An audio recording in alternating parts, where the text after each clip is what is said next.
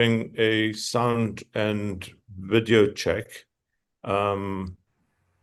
Please indicate if I am audible as well as visible. Visible and audible. Good morning, Thank you. Co-Deputy Chair. Thank you. Um,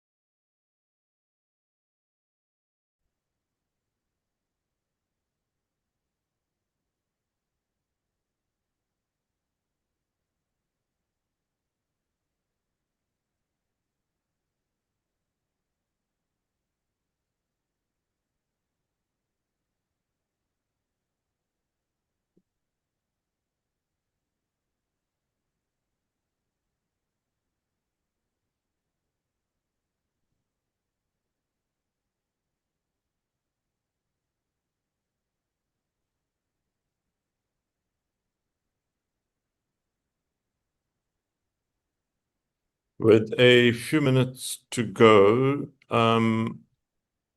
Nontlantla or Ntabi Singh, can you indicate whether we have commenced live streaming already?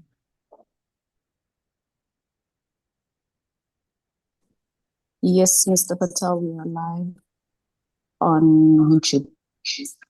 Okay, so any conversation that takes place can be heard by all who might be following the live stream. Is that correct? That's correct. Thank you.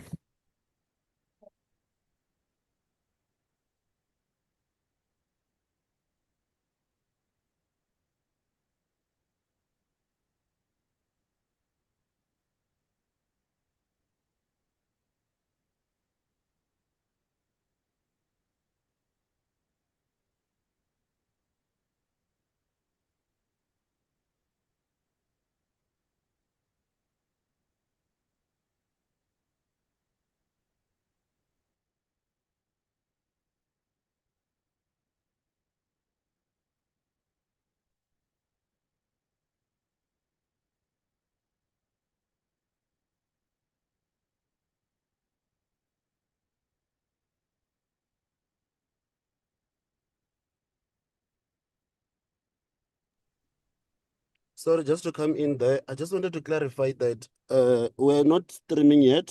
We're just on standby. We'll start streaming immediately when the president starts with the opening address.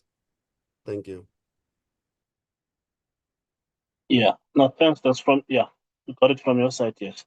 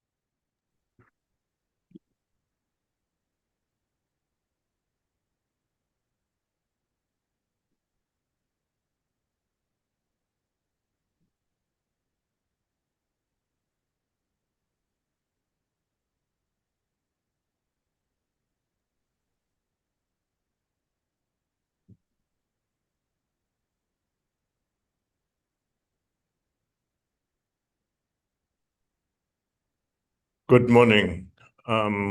Welcome, Your Excellency, President of the Republic, as well as Chairperson of the Presidential Climate Commission, Mr. Cyril Ramaphosa, honorable ministers present here today, fellow commissioners, Executive Director and Secretariat members of the Presidential Climate Commission, colleagues joining us, including members of the public and the media.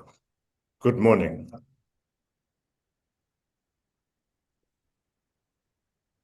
Good morning to you.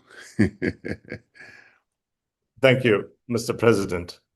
Mr. President, today marks the substantive commencement of the second term of the Presidential Climate Commission.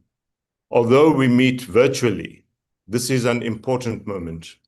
We gather to set the direction for the next 5 years under your leadership as Chairperson of the Presidential Climate Commission, as well as President of the Republic.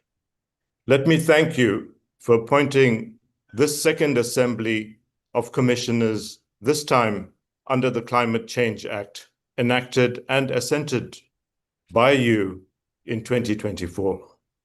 I am personally grateful for the confidence you have shown me in appointing me as Deputy Chairperson. Today's special session has been convened to frame our 5-year program. Our work will be guided by the Climate Change Act, South Africa's national development priorities, and the realities of our economic and social context. We commit to act objectively, grounded in scientific and empirical evidence, and to work towards progressive consensus in advancing our just transition. We build on the foundations laid during the first term. Much institutional work has been done. The task now is to consolidate, sharpen our focus, and move further into implementation under your guidance and leadership. The context in which we operate has shifted, in some instances quite dramatically. Geopolitical fragmentation is intensifying, and multilateral cooperation is under strain. Economic pressures remain significant. At the same time, climate impacts are accelerating, affecting infrastructure, municipalities, livelihoods, and vulnerable communities across our country. Against that backdrop, our mandate remains clear: to advise and catalyze implementation of development pathways towards a just transition, one that is low carbon, climate resilient, inclusive, and economically competitive, with jobs at the heart of such a strategy. In preparation for this meeting, commissioners convened in January to align on our mandate, governance framework, and working methods. We also acknowledged the work of the first commission and the leadership of the previous deputy chairs during the commission's formative period. In our initial discussions, 3 themes emerged. First, balancing ambition with pragmatism. Our transition pathway must be credible and consistent with our international commitments, but also implementable within our economic, fiscal, energy, and industrial realities. Second, ensuring that restorative, procedural, and distributional justice remain central themes. Climate policy must explicitly account for workers, affected regions, municipalities, and vulnerable households. The just transition requires deliberate design and sustained social engagement. Third, strengthening our focus on adaptation and resilience. Recent extreme weather events have highlighted vulnerabilities in infrastructure and in our local and particularly marginalized communities and local economies.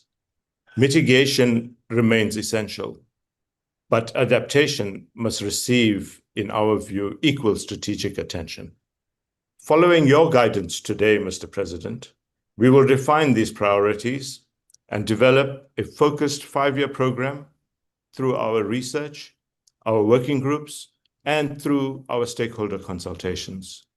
We will remain principled, yet practical, evidence-based, socially attentive, and disciplined in producing clear, implementable recommendations aligned with our national development objectives. You have appointed a commission that reflects diverse expertise and perspectives and come from a range of sectors in our society. That diversity strengthens our capacity to produce robust, collective advice. With that, I will now invite commissioners to briefly introduce themselves, very briefly, one by one, after which I will invite you, Mr. President, to address this special session of the Presidential Climate Commission. I thank you. If I may start, my name is Deepak Patel. I've had a broad range of experiences, both public and private sector, and I am at your service, Mr. President. Excellent. Boitumelo? The others seem to be shy. Thank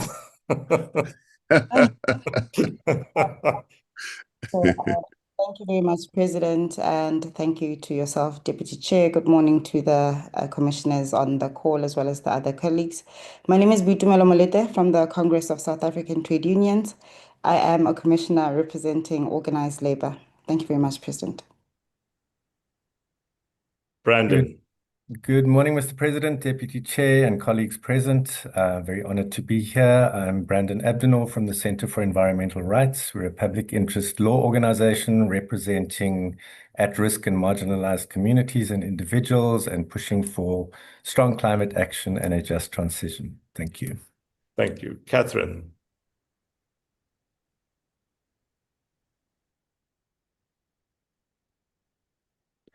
Catherine seems to be shy. She's not, she's muted. Catherine, please speak up. Apologies, Mr. President. Catherine Constantinides, a very proud commissioner. I am a climate activist and environmental activist, have worked within this space since I was 15 years old. It is an absolute privilege to serve and to be able to do the groundwork I do in informal communities across our country. Thank you. No, since you were 14 years old. Very good. Cecil.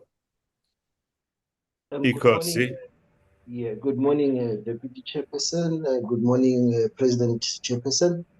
Thank you so much for having me here as well. Imposisi Mahlangu II from Zunza in Mpumalanga, representing the royal sector and also representing the communities that we lead. Thank you very much. Thank you. Bayete. Professor Edward. Good morning. My apology, my camera could not work properly. My name is Edward Nesamvuni. I'm in the academic space. I've worked within the agricultural sector as my background in terms of qualification, and I continue to work in the environmental sector, dealing with climate change, water, and matters of rural development. Thank you very much, President. Thank you. Thank you. Errol.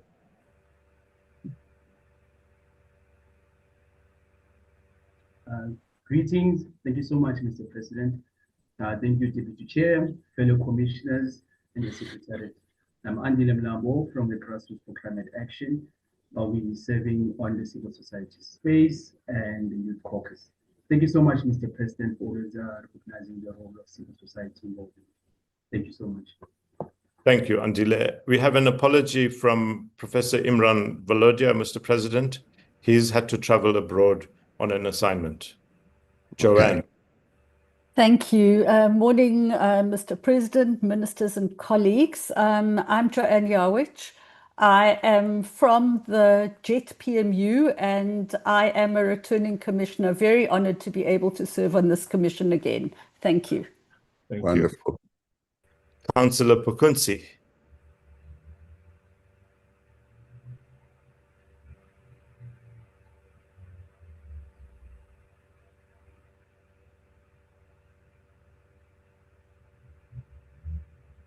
You're muted,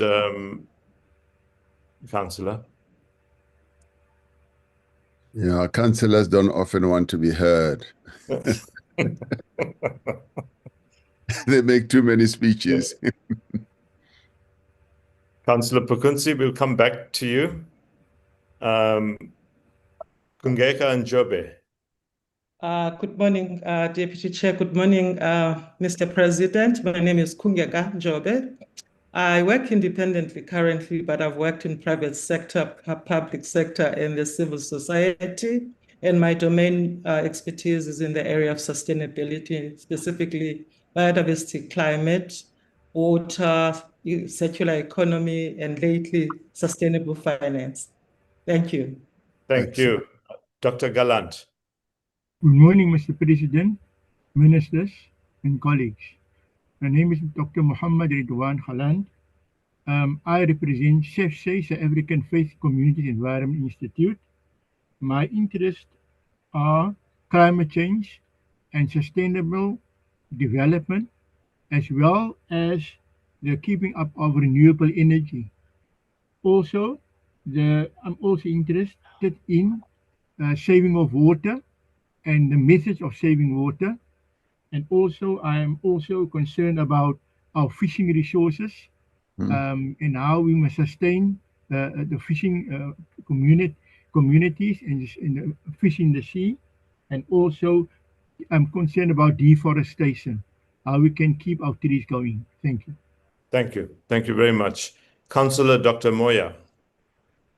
Thank you so much, Deputy Chair. Good morning, Mr. President, the ministers, and the commissioners that are on the call. Thank you so much, Mr. President, for this opportunity. My name is Nasipi Moya. I'm a councillor and an executive mayor in the city of Tshwane. It is quite an honor, Mr. President, to serve on this commission at the time where you have made it quite, elevated the role of cities in what we need to do to build our country. So if we are heeding your call, Mr. President, it's all hands on deck when it comes to the local government and the role we need to play. It's quite a pleasure to be here. Thank you so much. Thank you very much, Councillor. Ms. Ndiabani Magadagela.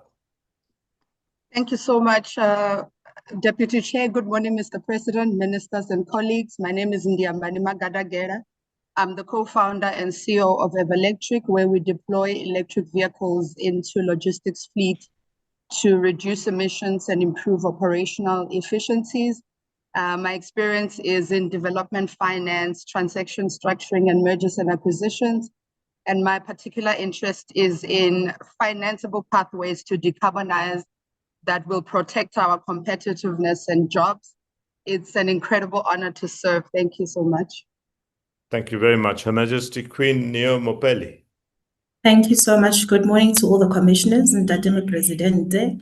By way of introduction, my name is Queen Neo Mopedi. I'm the Queen Consort to His Majesty King Mremoholo, based in Kwakwa, Free State. I'm an attorney by profession, the Deputy Chairperson of the South African Queen's Council, which is a COCTA-established council, serve on various boards and state-owned entities relevant to this, the South African Weather Services. My focus here, President, is to bring the views of the marginalized and vulnerable communities living under the traditional authority structures. We are to ensure that their voices, the challenges, and the local realities inform the work of the Presidential Commission, and we're committed to advancing for inclusive community-driven solutions, as well as strengthening resilience and sustainable livelihoods. I look forward to 5 years of meaningful and impactful work, service, as well as collaboration. And thank you to the commissioners and to Mr. President for Sabakasena. Thank you. Thank you very much. Dr. Ntombifuthi Nkomalo. Thank you, Deputy Chairperson. Good morning, Mr. President, fellow commissioners, and the ministers that are on the line. My name is Ntombifuthi Nkomalo. I'm a geologist by profession with working experience in the mining and energy sectors. That is where I've built my expertise in geosciences, mineral regulation of South Africa, power generation, sustainability, and mine closures. So I believe my contribution in the Commission is to decarbonize the South African economy. I can focus on developing strategies and initiatives that leverage the necessary critical minerals for the development of clean energy technologies, and also initiatives that diversify our local economies towards a just transition so that we can preserve livelihoods in the impacted communities. Thank you. I'm happy to serve, and it's a privilege. Thank you. Thank you. Thank you very much. Dr. Pindile Masangane. You're muted, Pindile.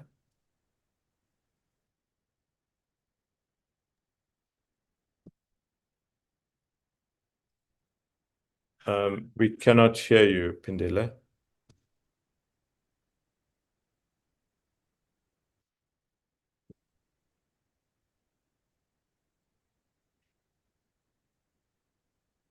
We'll come back to Dr. Masangane. Is Dr. Sarushan Pillay here? If he is, yes, welcome. Good morning, Deputy Chair, and good morning, Mr. President. I'm Dr. Sarushan Pillay. So I'm a chemical engineer by training with about 25 years of experience in the field of sustainability. I work at Sasol, and at Sasol, I head up our research and technology division, strategy, and all our new businesses. I'm really honored to be representing the voice of industry on this commission as we look at how we can transition while sustaining economic growth for our country. Thank you very much. Ms. Shamila Subramani. Good morning. Good morning to the President, Your Excellency, and to all the ministers present and colleagues. It's an absolute honor and a privilege to be serving on the Commission. I am Shamila Subramani, the CEO of the National Business Initiative South Africa. I'm completely aligned to the mission of the Commission in looking at low carbon development and competitiveness for our economy while securing our livelihoods.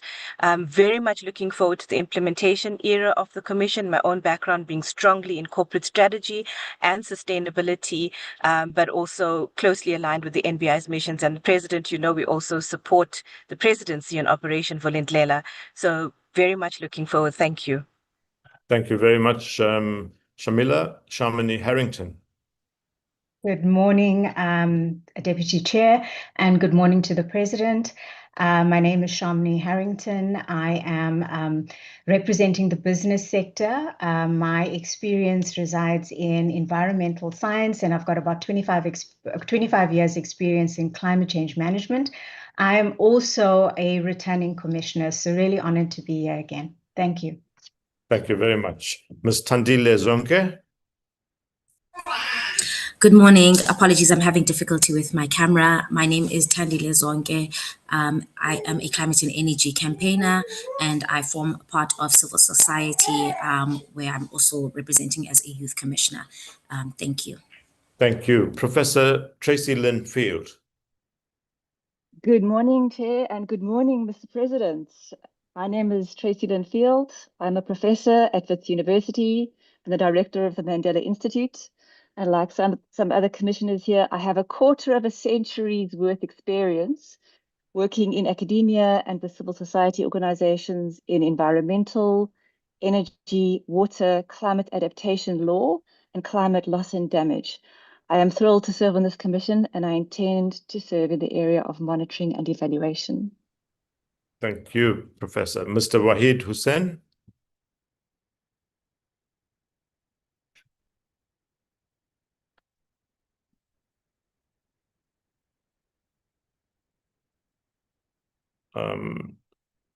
Not here, it seems. Ms. Zainab Sadan. Good morning, Deputy Chairperson. Good morning, Mr. President, ministers and colleagues. My name is Zainab Sadan. I represent civil society. I'm currently at WWF South Africa, and I wish to contribute looking at the climate and nature lens and how we can strengthen ecosystem-based adaptation. Looking forward to serving on the next 5 years. Thank you. Thank you very much. Dr. Titus Mate. Good morning, Deputy Chair. Good morning, Mr. President, Chair of PCC. My name is Titus Mate. I'm the CEO of Sanet SANED is one of the entities under the Department of Electricity and Energy, and also be joining TIA, the Technology Innovation Agency, as their new CEO. Very honored and privileged to be part of this forum, Mr. President, and I look forward to my meaningful contribution. Thank you. Thank you. Thank you, Titus. Those who did not get a chance, I'm going to allow a minute to see if you can put your cameras on unmute. Quickly introduce yourself before we hand over to the President for his address. No, good morning, Deputy Chair. My name is Councillor Kinalema Mpukunzi, representing South African Local Government Association. I am one of the returning commissioners. I am very pleased to be appointed to continue with the work that we've been doing in the last session. Thank you. Thank you very much, Councillor Pukunzi. Your Excellency, the President and Chairman of the Commission, I hope I've got my technology right this time around. I am Phindile Masangane. I'm the Group Executive for Programs, Infrastructure Programs at the Development Bank of Southern Africa, DBSA. I've recently joined the DBSA with extensive experience from the energy sector. I've served for some time at the SAF Group of companies, and that allowed me, Mr. President, to work both in the oil and gas industry as well as the renewable energy industry. So my interest and my honor in being appointed to the Commission is to ensure that as a country, we have energy security at the center of our decarbonization. Thank you, Mr. President. Thank you. I think that has concluded the introductions, Mr. President. A special welcome to Minister Okamp. Mr. President, the Minister of Forestry, Fisheries and Environment. After your address, I think we will be completely open to Minister Okamp also making some remarks. But without any further ado, Your Excellency, President Ramaphosa, also Chairperson of the Presidential Climate Commission, we are all ears. And as you've seen, we've committed to serving you well in this Presidential Climate Commission. President, thank you. Thank you, Deepak. Thank you so much indeed. Deputy Chairperson of the Commission, ministers, members of the Presidential Climate Commission, Executive Director Dora Modise, and ladies and gentlemen. I am always attacked and pillaged and called all sorts of names for setting up commissions and task teams and committees.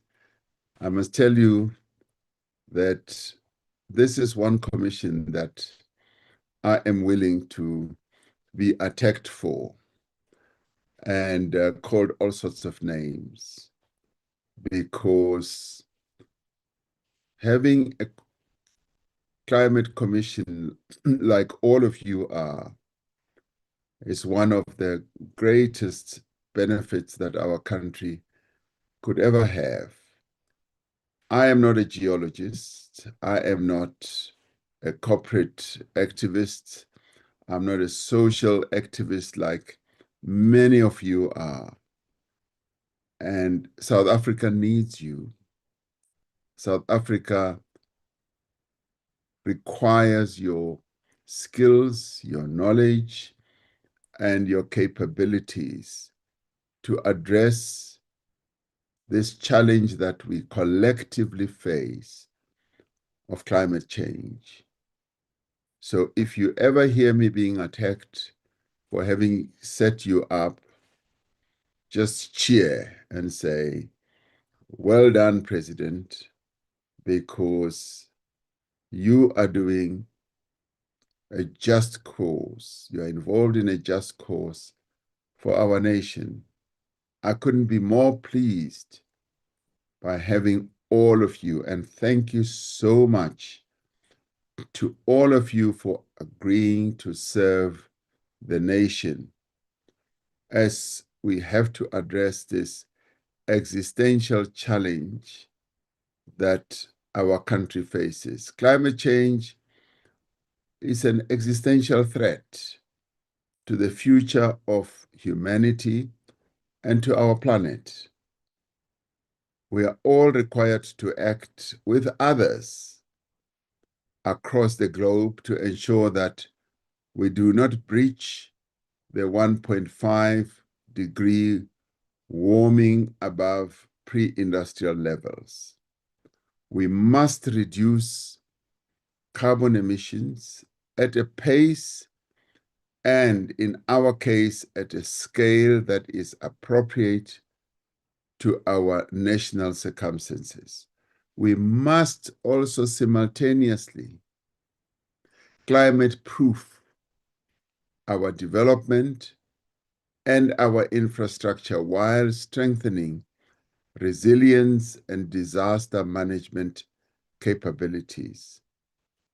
Climate action and development must be aligned, and it must also support our growth and prosperity.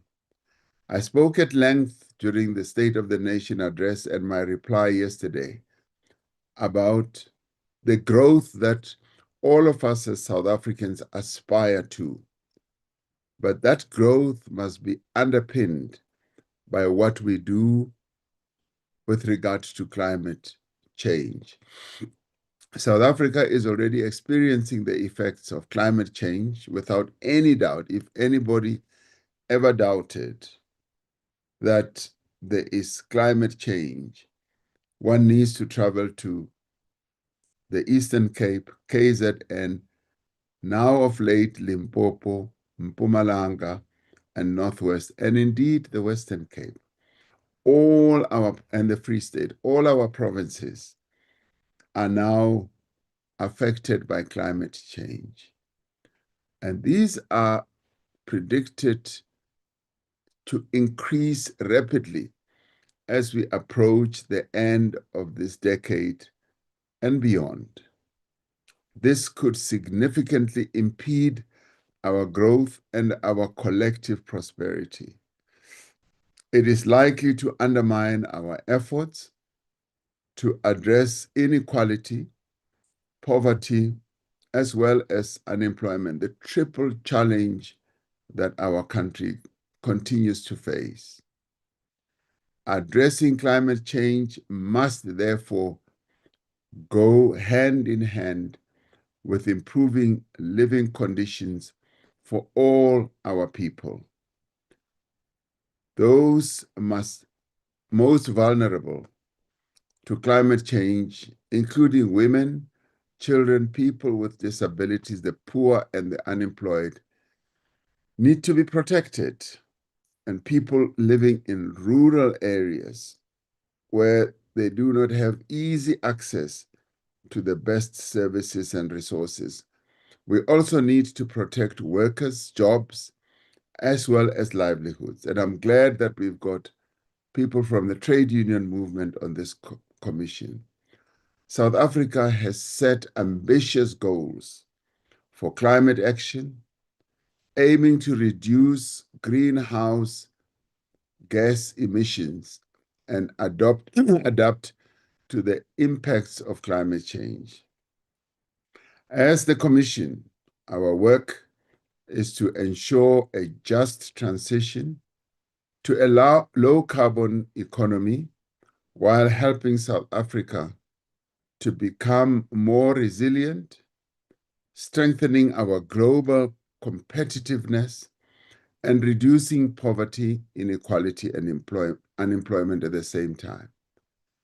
To do this, we need to build consensus through social dialogue. The birth of the Presidential Climate Commission in December 2020 really marked a turning point in South Africa's climate agenda. For the first time, our country created a permanent, independent, and I underline independent, multi-stakeholder body to advise on its response to climate change. South Africa needed an independent, credible body that could convene diverse voices, provide sound evidence, and help the country navigate one of the most complex policy challenges in its democratic history. And this is who you are. You are independent, you are diverse, and you are here to serve the people of South Africa. The Presidential Climate Commission was established to ensure that South Africa's climate transition is just, inclusive, and responsive to the needs of vulnerable communities, and that it is based on the best available scientific evidence. And that is why I'm so pleased and proud to have scientists also on this commission. At the last session of the commission's first term in December last year, I received a report outlining what the commission had done in its first 5 years. I'm glad that there are returning commissioners who will carry on the knowledge and the experience of the last commission. And I'm glad that those past commissioners who are continuing have agreed to serve again. That report lays a basis for a broad scope of what our priorities should be for the next 5 years until 2030. Now, since its inception, the PCC, as we call it, has played a central role in South Africa's climate policy landscape. Most importantly, the PCC has really emerged as an important platform for consensus building in our country's just transition journey. It is regarded as a credible body that comes up with credible decisions on policy matters. By bringing together government, business, labor, civil society, youth, and academia, the PCC has fostered inclusive dialogue and solutions to some of the country's most complex and contested climate and developmental challenges.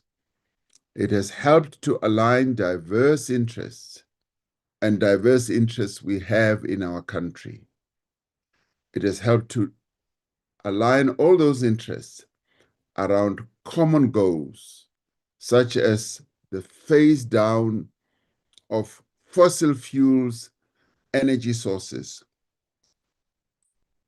It has also addressed the issue of investment in renewables and the protection of livelihoods. It has sought to ensure that policy decisions are both evidence-based and also socially legitimate and widely supported, and that they are backed by science, not suppositions, not even witchcraft.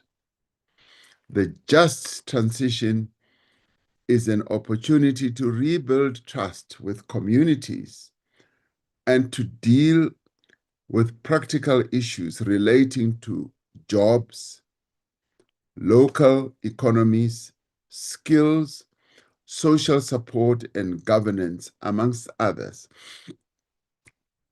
Now, as we gather here, we are gathering at a pivotal moment in South Africa's energy transition.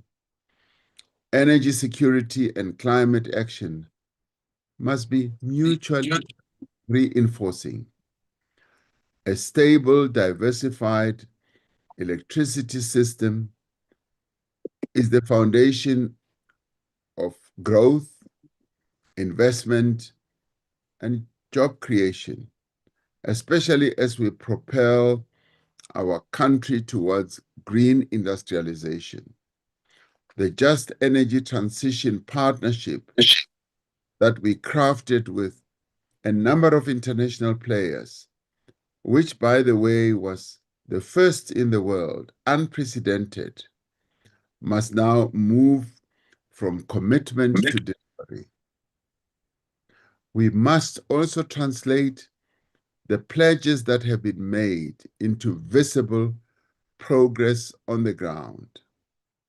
Among other things, we need to speed up and accelerate renewable energy deployment.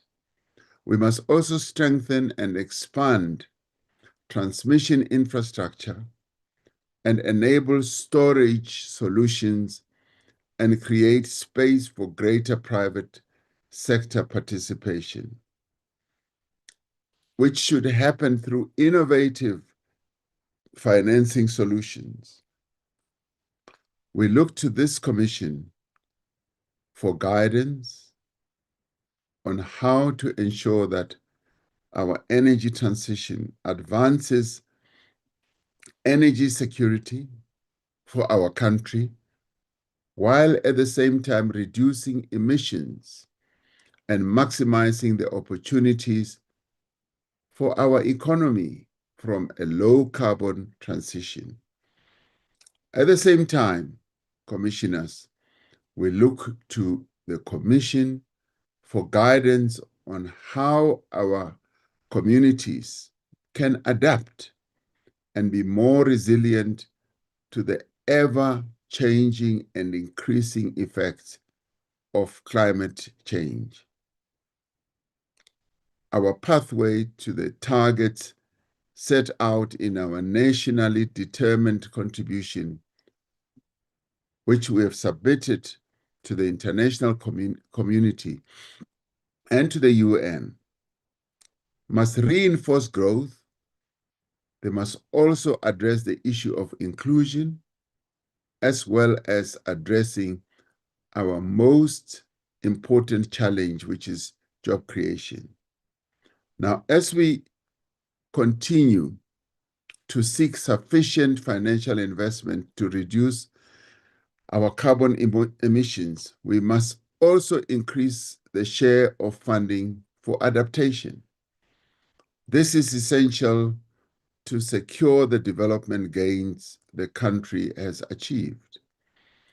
Now, as the country works to reduce its carbon footprint, we must ensure that this shift does not disproportionately affect the most vulnerable, such as those who depend on industries like coal mining for their livelihoods. This will, in the end, require inclusive social dialogue and unprecedented levels of cooperation between government, business, labor, and our communities.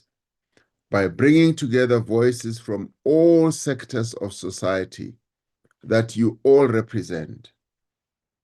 And we've been very careful to scour across the country to find you who represent our various constituencies and sectors.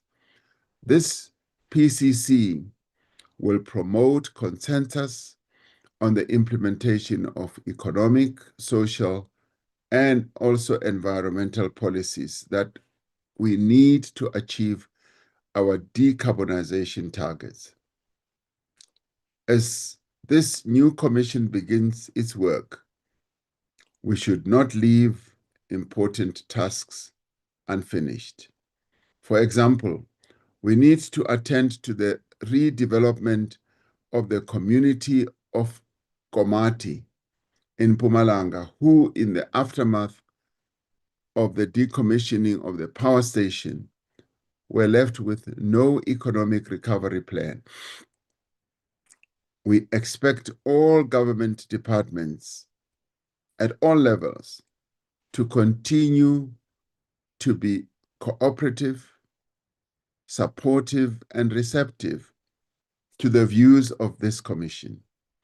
We expect all parts of government to take the PCC's recommendations forward and work collaboratively on awareness and social dialogue, ensuring that we enable local action and adjust policy measures where necessary. We should not be afraid as we confront challenges at the local level to change course with a view of addressing the local challenges that our people are facing.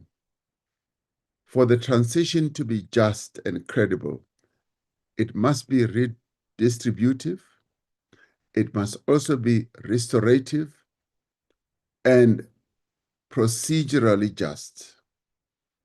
All citizens should, in the end, be empowered to participate in the transition. And they must participate not as passive beneficiaries of government services and corporate social responsibility grants, but as economic actors themselves. This must be a transition to a transformed, inclusive, and more equal economy that will benefit our people as a whole. I call on you as commissioners to work in close partnership with our key ministers and departments to ensure that climate action is fully integrated into our national priorities, from energy and finance to trade, labor, and cooperative governance.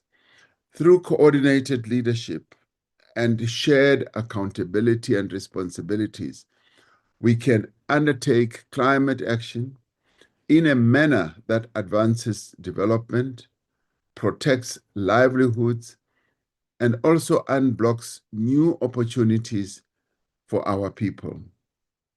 So, as for me, who is always accused of setting up task teams and commissions, I am the happiest person in our country today for having set this commission up. I am really thankful to all of you for taking on this responsibility and for your commitment to this work.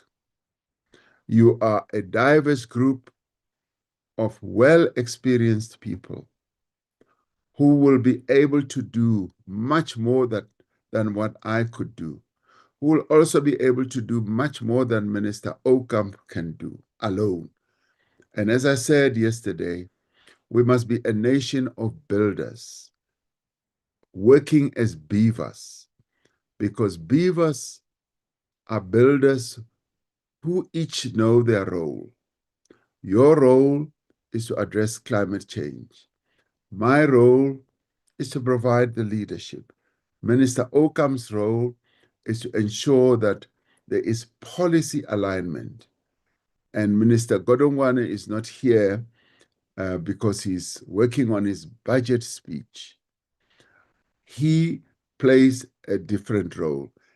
And many others, the Deputy President and many other ministers, they play their role. And all of us must therefore play our roles to build this country and take our country forward.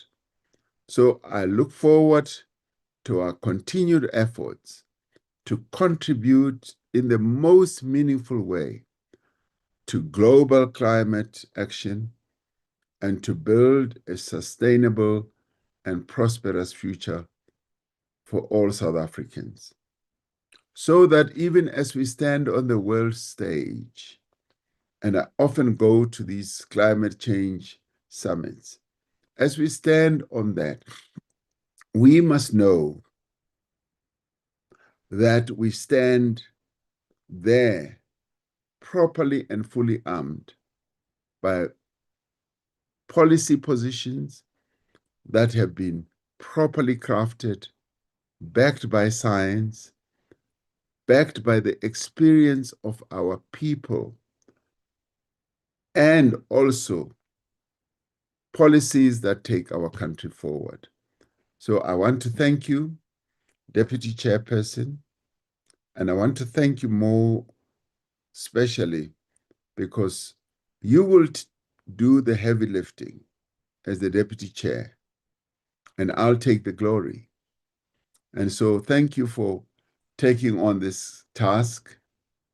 And I must tell you all as commissioners, this is indeed a noble task to address the challenges of our nation and take our country forward. So thank you for all of you for having agreed to serve on this commission. Thank you very much, and over to you, Deepak Patel. Thank you very, very much, Mr. President. I think I speak on behalf of all the commissioners when I say that you have given us not only the courage, but also the commitment that we play as the PCC, our rightful role in the mix of decision-making and providing the catalyst effect for a just transition. I did want to ask some of the commissioners to also spend a minute or two giving their perspectives, especially from the expertise area or constituency they come from. And therefore, commissioners, those of you who have been preordained to speak, if I can ask you please to keep it brief. We do understand, Mr. President, that you have time constraints and a hard stop. You are excused in advance to depart as your diary requires you to do. First up is Dr. Titus Marte. If you can, in a few minutes, provide us with some of your reflections on the priority issues. Titus. Thank you very much, Chair and Deputy Chair. I hope I'm audible.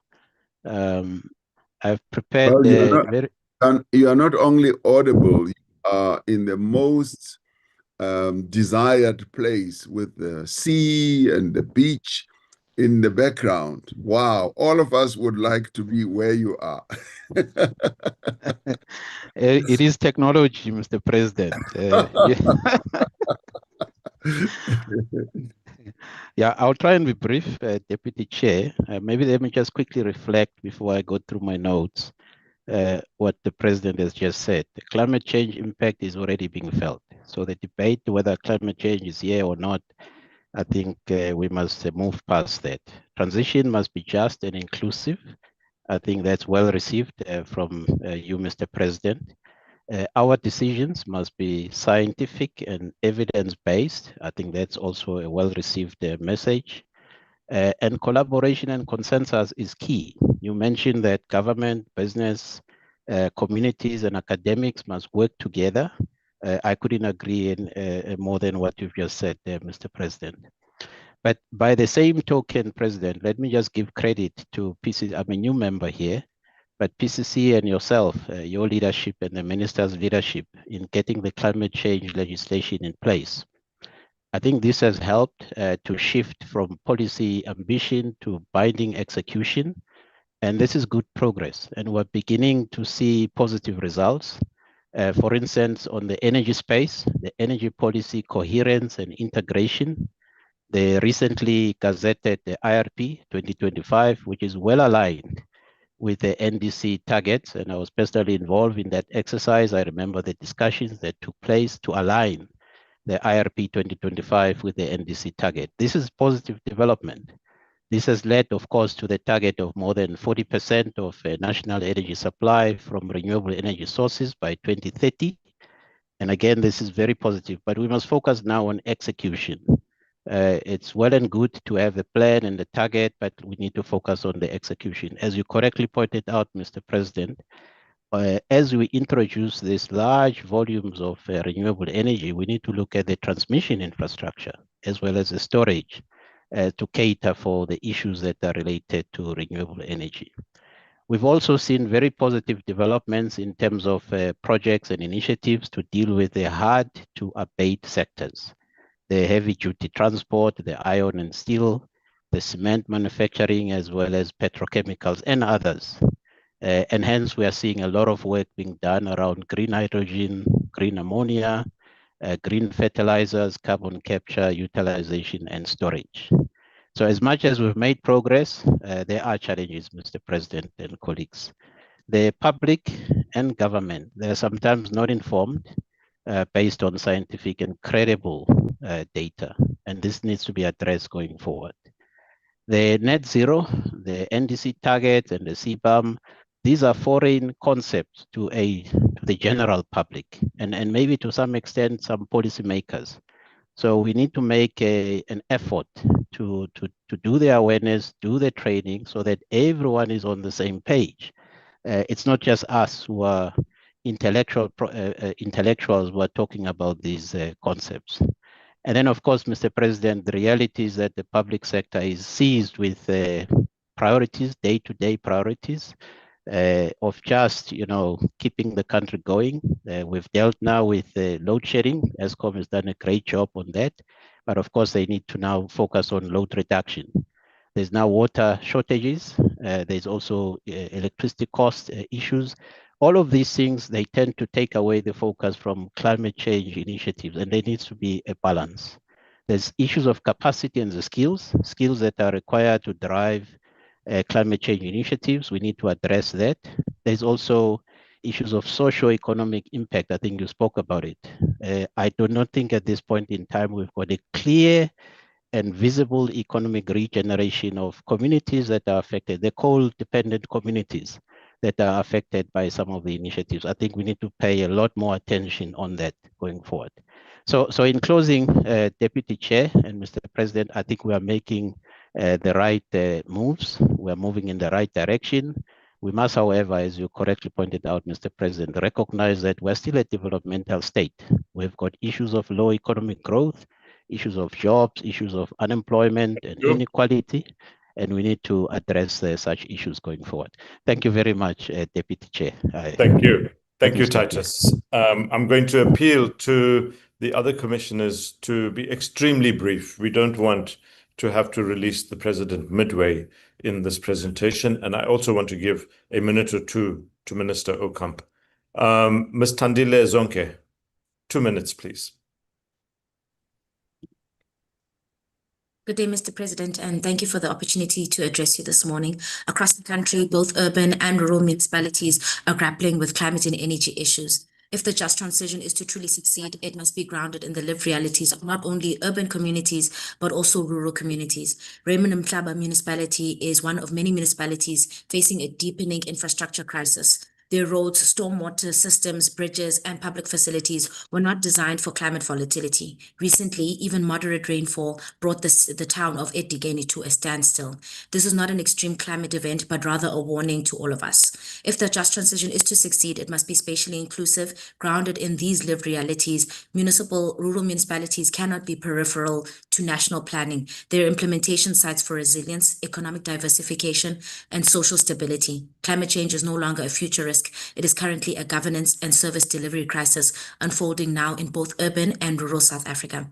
The Presidential Climate Change Commission must therefore prioritize 3 things: climate resilience, local infrastructure in both urban and also rural municipalities. Adaptation funding must reach municipalities directly, together with technical support to redesign infrastructure for a changing climate. Without this, the just transition will remain abstract to communities who are experiencing climate impacts as collapsed roads, disrupted schooling, water insecurity, and lost jobs and livelihoods. Consultation and a bottom-up approach continues to be important for the just transition. Rural communities cannot be passive recipients of policy. They must be co-architects of the transition. More engagements are necessary. Structured ongoing consultation mechanisms, including embedding at municipal and district levels, are essential to building legitimacy and accountability. Thirdly, we must recognize that rural communities hold deep reservoirs of indigenous knowledge and intergenerational knowledge.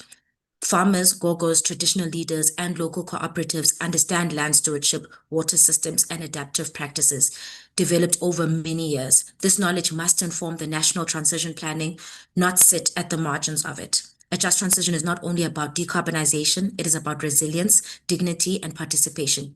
If we center rural voices together with urban spaces, strengthen municipal capacity, and institutionalize a bottom-up approach to governance, we can build a transition that is not only low carbon, but also spatially anchored and enduring for all. Thank you. Thank you. Thank you so very much. Ms. Boitumelo Molete. Thank you very much, Deputy Chair and President.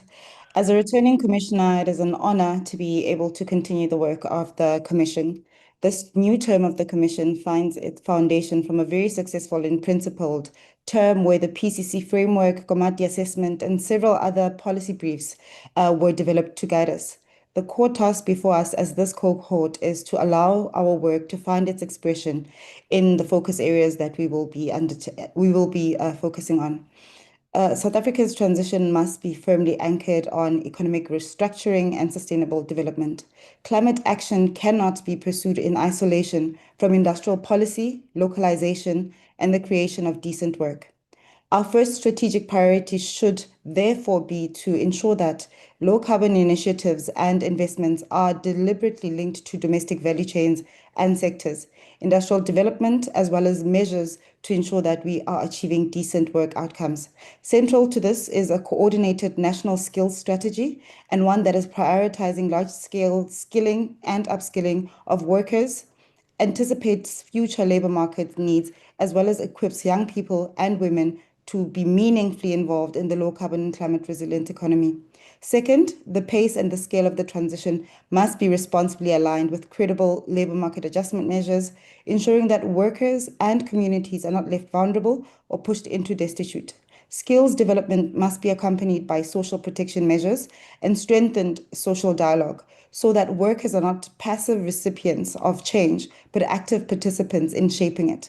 A transition that is negotiated ensures that we are able to drive skills development, employment-intensive measures, as well as build stability and public trust. If we align climate ambition with skills development, social protection, and coordinated industrial strategies, the transition can become a catalyst for rebuilding productive capacity and reducing inequality. The signal for this term, therefore, should be clear. Climate policy must be translated into measurable, inclusive economic measures, as well as strengthened voice of workers, women, and youth to ensure that we achieve a just, inclusive, and equitable transition. Thank you very much, President. Thank you. Thank you very much, Boitumelo. Last but not least, and please keep it brief, Dr. Pillay. All right. Thank you, Deputy Chair. I'll be brief. The first cohort of the PCC commissioners laid a very strong foundation through the Just Transition Framework, anchoring our work in science, evidence, and the best information available at the time. As we look ahead, these principles remain essential through the insights given, through the substantial data that they've gathered, and by all the PCC social partners and the commissioners. When we look around, we see that global fragmentation and policy uncertainty have intensified, adding new layers of complexity to our transition pathway. But at the same time, climate change has become even more visible. Severe climate-induced disasters here in South Africa and globally have profound social and economic impacts. Now, as business, we stand at the nexus of implementing practical, value-accretive climate solutions while urgently addressing the real harm of emissions on our people and communities. So as we begin this new phase of the PCC, 3 questions must guide our work. Firstly, how do we drive the transition in a value-accretive manner, integrating all key imperatives necessary to achieve rapid and inclusive economic growth in the region of 2 to 3%? Secondly, how do we drive a just and inclusive transition that yields tangible benefits for all South Africans? And thirdly, how can we ensure that the necessary policies and regulations are in place to enable South Africa to access markets that will offtake our sustainable products at economically viable prices? The President said it, we must do this all at the pace and scale appropriate to our national circumstances, and this must support inclusive economic growth and prosperity for all. Thank you. Thank you, Dr. Pillay. Mr. President, I understand your diary is extremely busy. Would you like a few words before we allow you to depart, but also after you call on Minister Okamp to say a few words. Well, thank you very much. I really would like to thank all of you, and especially also those who have spoken. I am truly, truly, deeply grateful that all of you have agreed to serve on this commission, and already I can see the level of commitment is quite high and deep, and it is based on not only your experience, but expansive knowledge of what we need to do. And based on what the first commission did, you have a strong foundation, and you will, I am absolutely certain, be able to execute the responsibility that the nation has given you, and to lead us as we address issues of climate change. I want you to pay special attention to the Komati issue.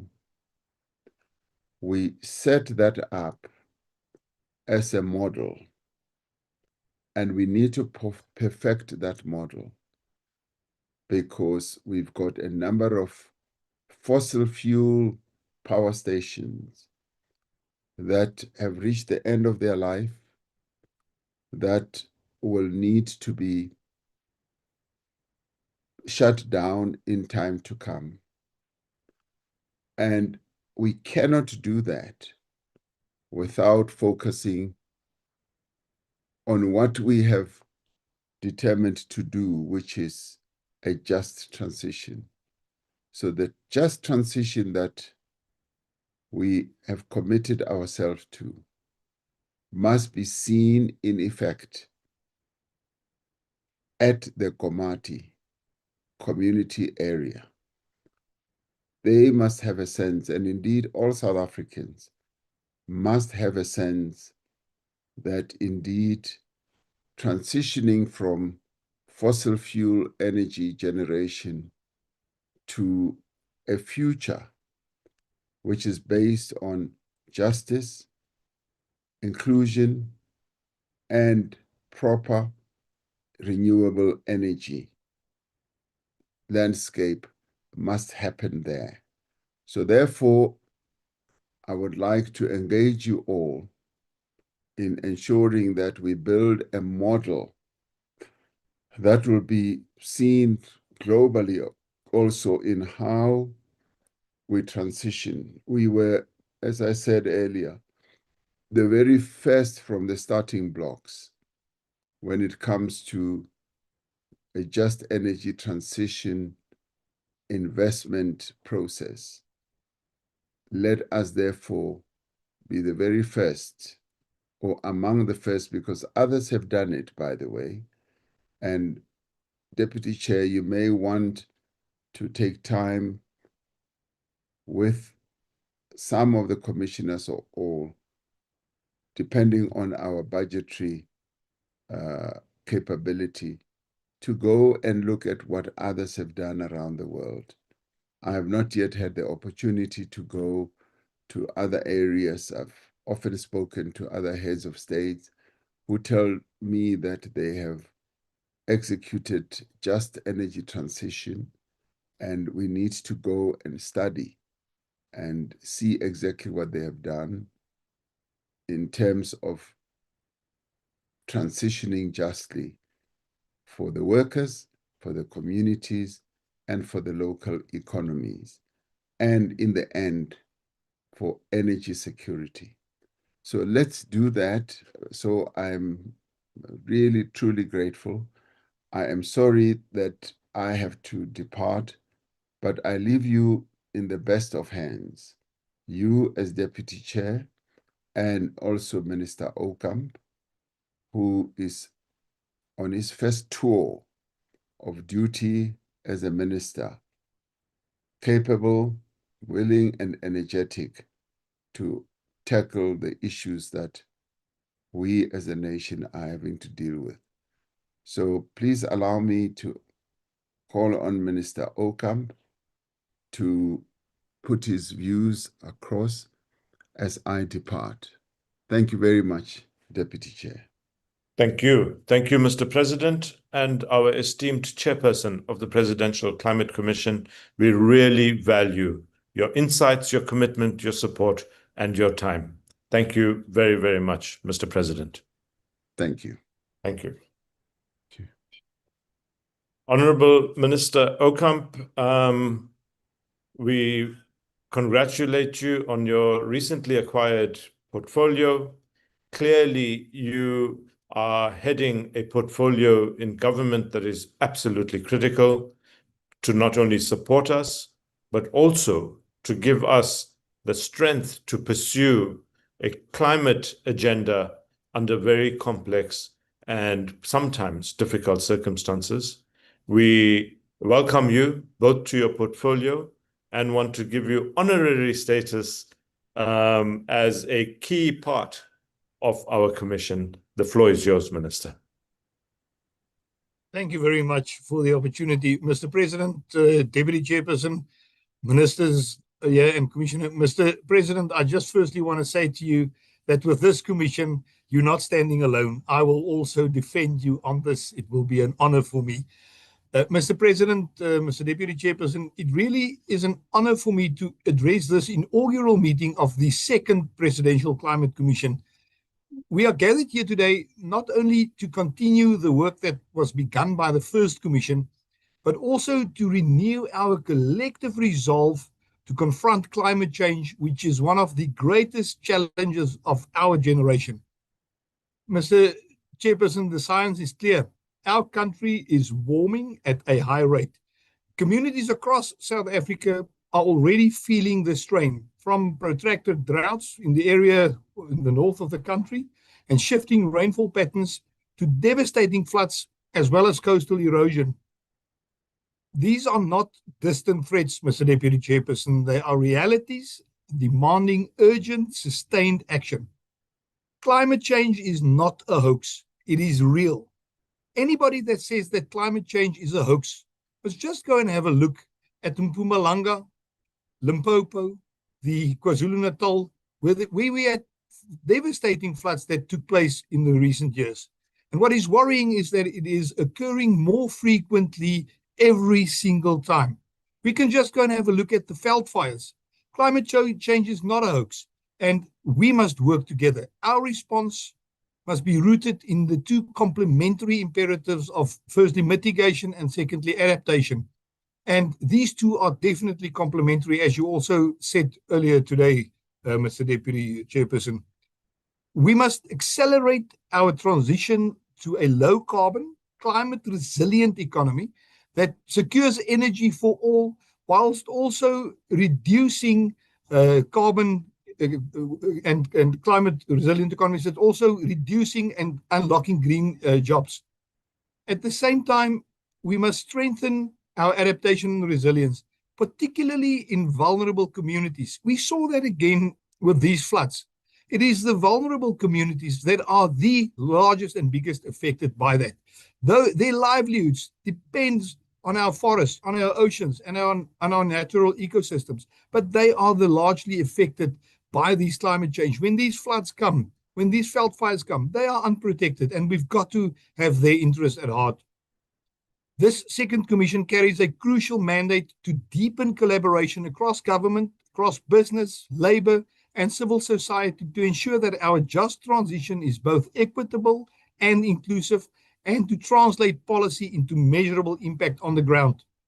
Mr. President, Mr. Deputy Chair, I can give you the undertaking that the Department of Forestry, Fisheries and the Environment stands ready to work hand in hand with this commission. We are committed to open collaboration, knowledge sharing, and joint implementation of climate responsive policies and projects. From the nationally determined contribution to the Just Energy Transition Investment Plan, we can align our national frameworks with tangible outcomes that build resilience and can restore ecosystems and unlock sustainable opportunities.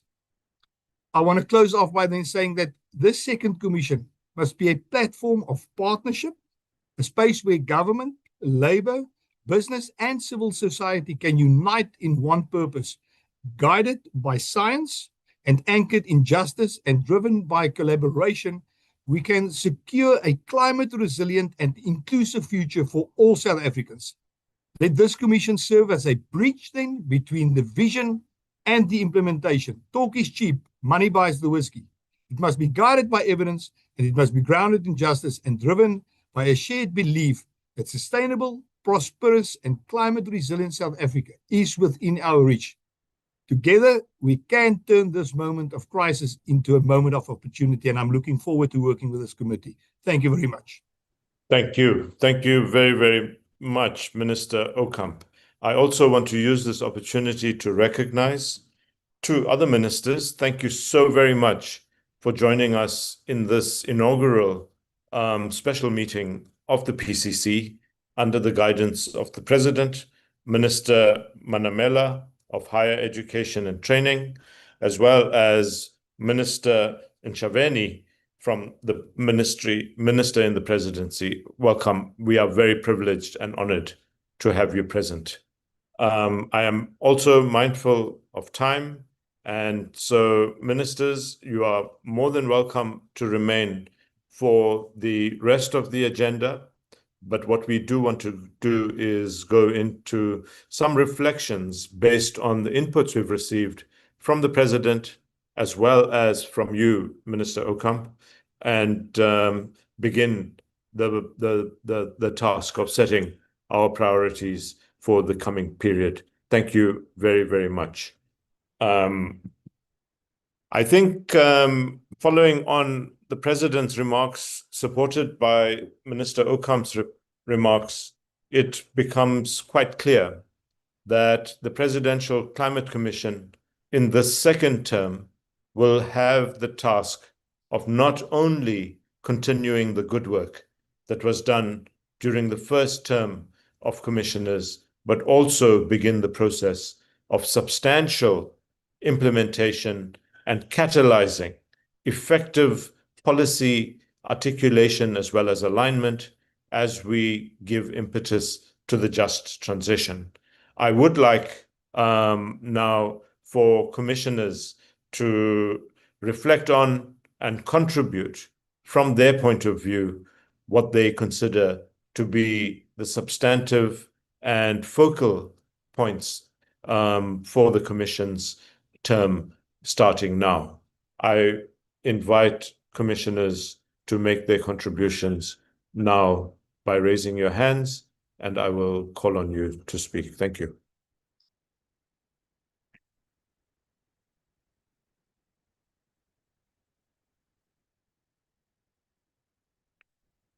Commissioner Yawich, floor is yours.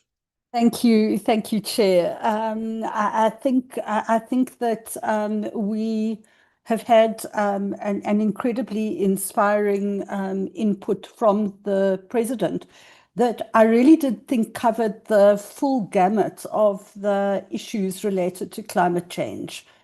I think that for me, just the one reflection that I do think that we are going to need to address as a commission is to be able to get the right balance in our work between this, I suppose, connection between the extent and the pace and the scale of decarbonization, the way we deal with the impacts of climate change, and the fact that those two things are intimately connected and that what we do in the one affects the other, and then the issues around justice and the just transition. And I am very pleased that the President also raised the issue of Komati, because I think that the previous commission did an enormous amount of work, including stepping in, I think, to be able to run a process that really began to rebuild trust at a point when things looked very dark in that area. But I do think there is still a long way to go and many challenges. And so I think that it was an incredibly important steer for us.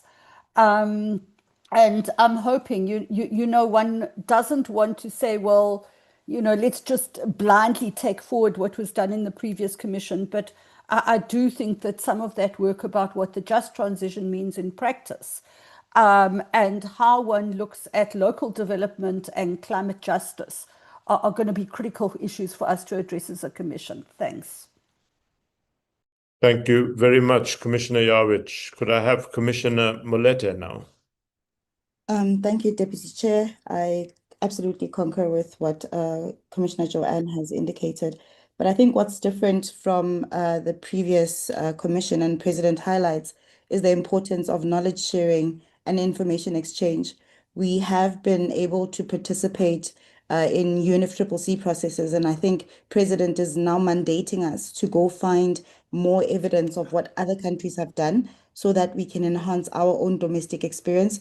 While the just transition in South Africa will not look like other countries, I think President really emphasizes the importance of us going into the international arena and making sure that we are giving very evidence-based approaches to the work that we do. Thank you, Deputy Chair. Thank you very much, Commissioner. If I may indicate that we are still broadcasting, I'm not sure if in putting on our videos that will air, we are still in open broadcast session. So I am very happy that commissioners from their perspective are giving an indication to a broader audience as well, and therefore committing to the kind of work plan as well as focus areas we will endeavor to make as part of our strategy for the next term. Commissioner Brandon Abdino. Thanks, Deputy Chair. I think a number of speakers alluded to the fact that things are moving fast, and indeed they are, and also the importance of the Commission as a space to have difficult conversations, among others, in pursuit of building consensus. Certain references to the NDC, and I think it's important to bear in mind that the Commission was very split around the NDC recommendation in the last term. And just acknowledging that there's not consensus around that. For example, we are seeing moves to pause perhaps the carbon tax, which I think we need to unpack, but it looks like it could potentially be highly regressive. So we hope that these sorts of conversations will be on the agenda, for the Commission to debate. Thank you. Thank you, Commissioner Abdino. Commissioner Shamila Subramani. Thank you, Chair. Firstly, supportive of what's already been spoken about. I think from a business perspective, the key reflections for me is going to be around looking at the clarity that's needed on the policy landscape, but also on more coherent industrial planning that will allow us to get confidence in where the jobs are going to come from, how that is going to be implemented, and the sort of incentive policy structures that are going to support that. There's a strong call for the evidence basis, and I think that will be supported when communities and the different partners are able to see exactly what that planning looks like, and that is supported directly. Underpinning that cannot overemphasize the needs for the skills planning, which I think has been brought up already, to be able to give the confidence in investment as well, that there's a clear strategy country, and that we've got a few demonstration projects that will give that very needed confidence that this can happen and that this is within our interest and can actually lead to competitiveness in the long term. Thank you very much, Commissioner. Commissioner Njobe. Thank you very much, Chair. I also want to echo what my fellow colleagues have said, but also just reflecting on the President and fellow commissioners' input. I really appreciated the strong validation from the President of the work of the Commission. It really puts us in a very strong position to be bold in terms of what we put forward on what needs to be done. It's very clear that the foundations have been set. It's implementation time, but I also like the fact that we're all in the innovation space in some instances, and that the learning from others, but also crafting models that could be implementable. And the case of Komati is really put squarely on our agenda. I think, Chair, one of the key points, just pulling from the thread of the President's talk as commissioners, as well as Mr. Okamp, is that we need to reinforce and not lose a focus on reinforcing the consensus that has been achieved in terms of what needs to be done, not just by the Commission, but in terms of the entire climate agenda. Chair, I think we've got very good food for thought and execution for the purposes of our strategy session. Thank you very much. Thank you, Commissioner. Dr. Mohammed Galant.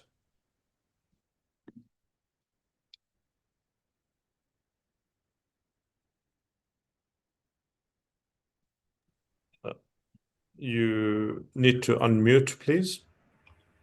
Thank you very much, Deputy Chair.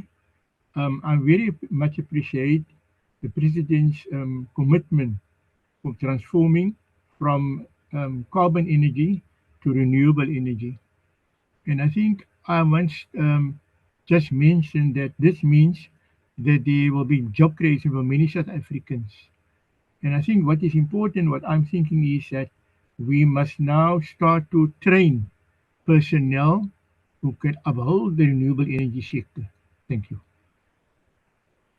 Thank you very much. Commissioner Harrington.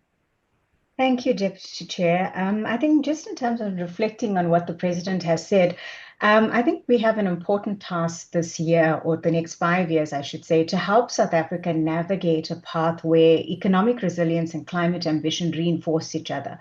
I think that was an ask from the President, something we've got to look at and see how we look at those development paths in a way that delivers both, because they shouldn't be at odds. One of the other things I think that we didn't do enough of in the previous term is to look at different opportunities around incentives, mechanisms that encourage business to decarbonize, because it enhances competitiveness. I mean, the offset discussion comes and goes. I do think we need to think more broadly about the opportunities that exist to get more in the space. We've done a lot on the finance side, and I think we need to do more. I'm not at all saying we shouldn't, but I think linked to that, we need to do the incentive side. And then lastly, just also reflecting on global green value chains. I mean, we see a huge opportunity at the moment. A lot of countries are now scrambling for critical minerals. We have huge reserves. I think the PCC needs to lean into this. I think it's a huge opportunity for job creation and opportunities for economic resilience. I think we need to think about the different programs and how they can help us to get sustainability within the sectors we have, but also get them to transition into the future for a low carbon value chain development in the country. Thank you. Thank you very much. Commissioner Field. Thank you, Deputy Chair. For my part, benefit of coming last is that much has already been said, but I'd like to underscore my appreciation for the President's emphasis on the science, that we are anchored in science. And I think the Minister of Environment really captured that, anchored in science, guided by science, anchored in justice, and driven by collaboration. Those are important watchwords. Very appreciative that the Minister of Education and the Minister in the Presidency were here, because skills and education, but then also indicators that can be captured in the government performance contracting system are really important and will drive movements in implementation. Thank you. Thank you, Commissioner. Commissioner Mlambo. Thank you very much, Deputy Chair. I think my reflection will be more on the work that was done by the previous commission, especially the stellar work done on the Climate Change Act. I think with the second term, there should be more work on adaptation, and we should try to push on the Climate Change Response Fund, so that we can respond to what's been happening now on the grounds regarding the floods, the droughts, and all the related climate change impacts that have been happening. Thank you very much, Chair. Thank you, Commissioner. Last but not least, Commissioner Sadan. Thank you, Deputy Chair. I'd like to echo some of the reflections from other commissioners, but also just to mention something that stood out for me, or three things that stood out for me from the President's reflections, was the need for departmental cooperation and alignment across all levels of government. I think this is something to emphasize because, of course, climate change cuts across many different government mandates, and it cuts across and affects all levels of government. The second point, again, on this cross-cutting impact of climate change on water security, food security, and biodiversity protection, is both kind of a challenge, but it also presents opportunities for job creation and livelihoods in the biodiversity economy, in the restoration economy. This is something that we should definitely unpack. And then finally, I think what was really helpful that the president mentioned was that while we need to be anchored in science, we also need to be anchored in on the ground lived realities to showcase a working model for what the just and planned transition could look like that can then feed into and inform policy direction. And we shouldn't be scared for the need to change direction based on some of that feedback. So I think this is something for us to take forward. Thank you. Thank you. Thank you very, very much, commissioners. This is, in fact, the first session in which we are beginning to forge together as a team, seeking to find a commonality not only of purpose, but also of perspective. As we commence the work with, for want of a better word, passion and dedication, let us also remember that a lot of work has been done prior to us coming on board, and therefore we need to take that forward as well. I think the president made clear that while we will continue to focus on mitigation as a means to looking at how within the economic and social boundaries that present themselves to us, we can begin a journey to, at the very least, meet the commitments that we have made to the international communities through the nationally determined contribution. But our journey will never be complete unless we pay similar, if not more attention to adaptation and resilience. I think as we start the work of the Commission going forward, we need to bear in mind the President's call to ensure that we not only keep communities by our side and make them part of this journey. We do not want them as passive partners. We want them as active participants in this journey that we are undertaking. I think the president also made it quite clear that we need to learn lessons from the kind of failures we might have had as a country in dealing with the transition in local areas. And we need to strengthen not only those local areas that have already been negatively impacted, but ensure that as we move forward in our decarbonization journey, we become much more proactive. And we look forward to finding through the PCC, both through recommendations as well as community and stakeholder engagements, the kind of answers that are absolutely critical to our promise that we will leave no one behind as we undertake this transition. With that, I think I want to bring this first special session of the Commission to a close. To the commissioners and to the Executive Director and your Secretariat, we really look forward to putting our shoulders to the wheel, putting some renewable energy fuel into our muscles and forging ahead. To all those partners, as well as members of the public who have watched this live stream, we will continue as a commission to live up to a tradition that we have established in the course of the first term of the commission, and that is to be transparent in the way in which we deliberate, even where there might be difficult issues that need to be talked about, and consensus and commonality needs to be found as we forge ahead. And so I think I speak on behalf of this entire assembly of new commissioners when I say that we will remain absolutely transparent. We will be open to participation from all members of society, all sectors, and we pledge to to work relentlessly as we try to reconcile and find a unified solution to our climate agenda, while we do that in a way that builds and grows our economic competitiveness, creates jobs, and improves the lives of our people. With that, I want to bring this first special sitting of the Commission to a close, and I thank you all for the contributions that you have made. Goodbye. Goodbye, everyone. Bye. Thank you. Bye-bye. Thank you. Bye. Thank you so much. Thank you. Bye-bye.